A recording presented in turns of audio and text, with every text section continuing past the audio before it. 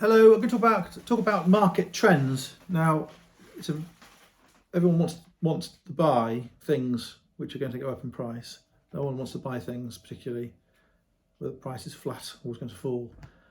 And the antiques business, the picture business, is fashion led much more than people realise, and it's subject to fad and whim and oversupply and undersupply. And I'm going to tell you what I think is going to go up fast. So I was asked a couple of years ago by an auctioneer, Robert, what's your favourite picture? And I said, well, I'll tell you what my favourite type of picture is, and it's underpriced pictures. Now that was a flippant answer, but that's really true. I like underpriced pictures because it means I can sell them for more money or keep them, and there's less pressure to pass them on quickly. And there's nothing worse than overpaying for a picture where you realise after you bought it it's worth less if you were trying to sell it again, because there is a cost with buying and selling pictures. The cost of buying and selling pictures is shipping and duty, storage, repair, restoration, framing, and of course if you're using an auction house, there is the seller's commission and the buyer's commission. You're not going to be paying, if you sell a picture in an auction, you're not going to be paying a buyer's commission, but the buying commission paid by the buyer comes off what they would otherwise be paying for the item. So you are paying for the buying commission really. And so it's complicated. And of course, if you make a profit, you're meant to pay tax on it as well. So depending on where you are. So I like underpriced pictures. And when I say market trends, I'm just going to tell you the things that I'm looking for at the moment. And 50s and 60s and 70s prints and pictures are very popular and they're rising broadly. But when it comes to something I'm particularly looking for, it's 16th and 17th century art, medieval art, late medieval art, and most of it is religious or has a religious pedigree and style, because the artists who were painting non-religious things were also painting religious things. So if you're buying statuary from the 1500s, it's nearly always going to be rooted in Christian art. So when I say I like to buy medieval art, I'm tending to be buying, when it comes to it, revival medieval, meaning later versions of medieval art. So, for example, we have a lot of Fra Angelico Florentine gilt-framed pictures, and we like early-looking pictures. And the three things that I'm looking for at the moment are not the halo as a disc face on behind the head of the Virgin or the Jesus or anyone else or a saint. I'm looking for the ellipse, the single line, which has an early look. I'm looking for the background with the jagged mountains, the lakes, like the background of the Mona Lisa, though the background of the Mona Lisa is offset. I'm looking for also medieval trees, and they have a distinctive look. A lot of them are the cypress trees, which are tall and narrow, and then a lot of them have the trunks, the long trunks, and the bobbly heads of foliation.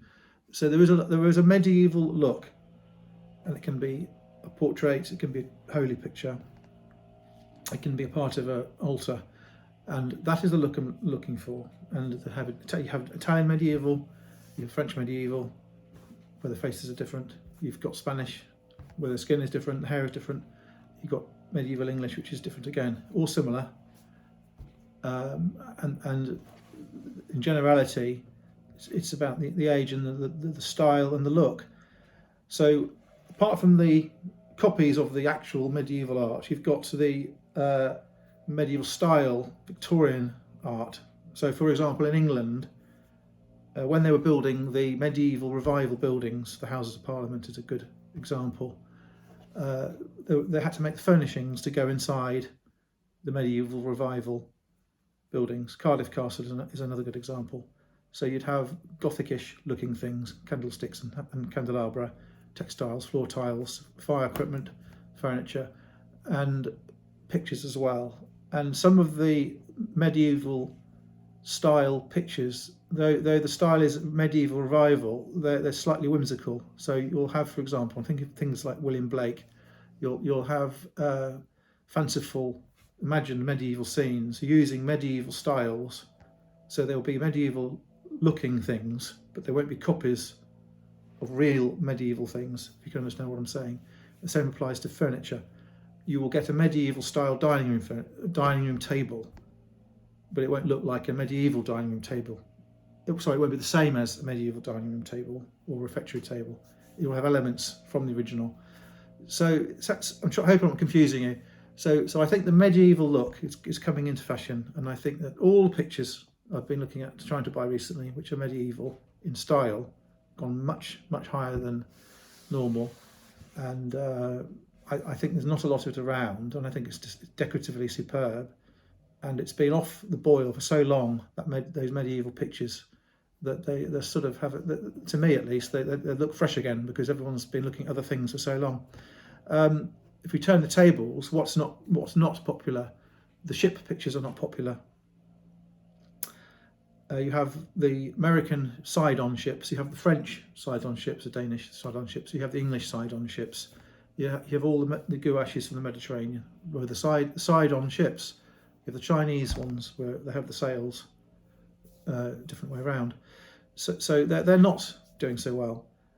So there's some things go up, and something else gets topped off the top of what people are looking for. Portraits, I don't think are easy things to resell, because unless it's a known individual of significance, it's like having a photograph of a stranger in your house. I don't think people really want them very much. I mean, they sell, obviously, and they're selling on the basis of who the person is, if it's a famous person. But on the other hand, I've noticed this week, if you look at painters like Sir Godfrey Kneller and Lely, and all of the portrait painters, people will buy the portraits not only based on who it shows, they'll buy the portraits based on who painted it. And there is a residual value in any painting from a known artist, because it is an item painted by them. Whatever the item is showing, it will have a value based on who painted it. So there are different ways of valuing these pictures. Many of the Lely and Kneller pictures are nice looking pictures, and if you're furnishing an English house, for example, it will not look right if it doesn't have some of that type of picture inside on the walls. Watercolours, there's a lot of variety in those, fairly neutral prices, and all the time there's new stuff coming into the market, and the Banksy stuff, the Hirst stuff, which some of the new collectors want to have. They want to have a Banksy, they want to have a Hirst and Hirst, and it's a form of collecting based on who did it, not only based on what it is. So it's a really interesting trade. I hope I haven't confused you, but really the message of this particular video was it's these medieval things and medieval revival things. I think will go quite a lot, quite fast, and considering their age, even of the medieval revival stuff, the Victorian stuff, I think that it's pretty cheap. And I think even if you double the prices of some of the things that are available, there's still not a lot of money. So they have the scope of being able to go up quite fast. Thank you.